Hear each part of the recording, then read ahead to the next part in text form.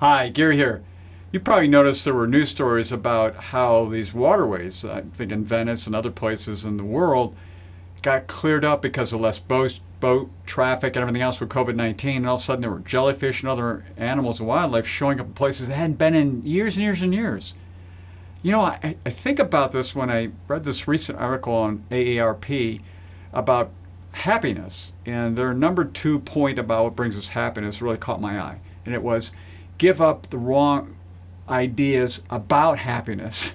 You say, well, what do I mean by that? Well, a lot of times I think we do try to get money to buy happiness. So we're flying around from here to there. We're busy doing this and that.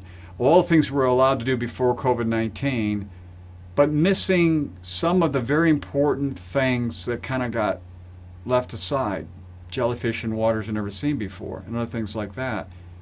You turn around, and here's the people that are around you that you maybe have not spent time with, or other people within your community, or other things that you stopped doing. Like, people started baking more. Started to have an old terminology was we would go and talk and sit. No television, no Alexa, no internet, no anything. Visiting. That's an old term, right?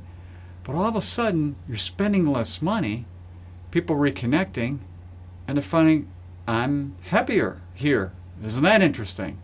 You think as a wealth advisor, I'd be suggesting how to save money and be happier at the same time by not spending money and connecting with people. Seems funny how they took a virus to show us that kind of thing.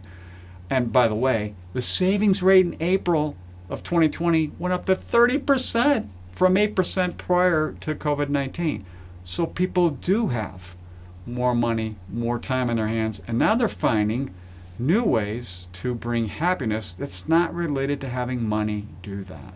Having more goods and services, bigger homes, bigger this, bigger that, more of this, more of that, more of this.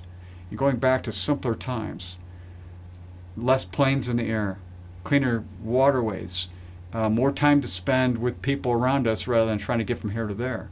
However you want to look at it, so it's a really important point that we get the wrong ideas many times about happiness, and then we've reconnected to what is truly happy for many of us, the really plus side of this really horrible virus. So until next time, enjoy.